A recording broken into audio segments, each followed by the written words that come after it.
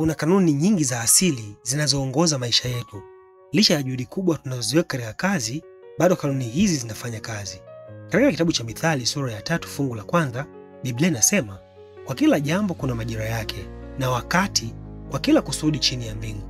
Hivyo ni muhimu sana kujua kuwa kwenye kila jambo unalofanya kuna muda wa kulifanya jambo hilo, muda wa kusubiri na muda wa kupata matokeo ya ulichofanya. Katika mtupo wa jicho, kwa upande mwingine, jambo hili limekuwa na ugumu sana kulifuata na kulikubali.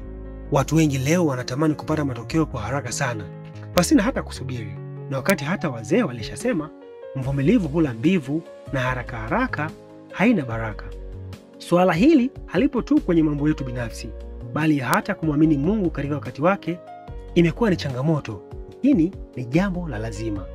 Mungu hufanya kazi kwa vipindi, na wakati mwingine tunapaswa kusubiri, kwa kuwa wakati wa Mungu daima ni wakati mkamilifu. Tunapaswa kujua kuwa Mungu yupo kazini, hata kama sisi hatuoni.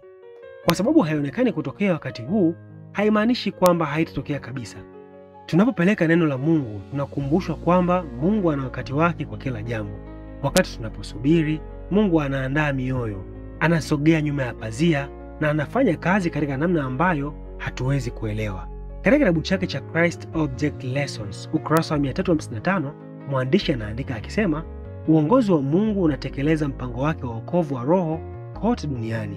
Yeye ana wakati wake uliowekwa na wafanyakazi wake waliowekwa wote wako chini ya udhibiti wake.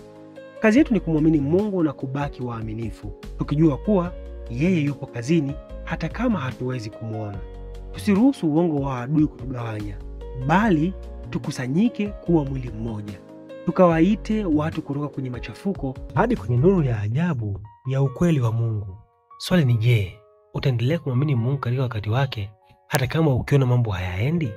Sina shaka Mungu atakusaidia kuendelea kumwamini, na sina shaka utachukua hatua ya kukubali kusubiri wakati ulio sahihi, wakati wa Mungu. Mungu akubariki. Tukutane kesho.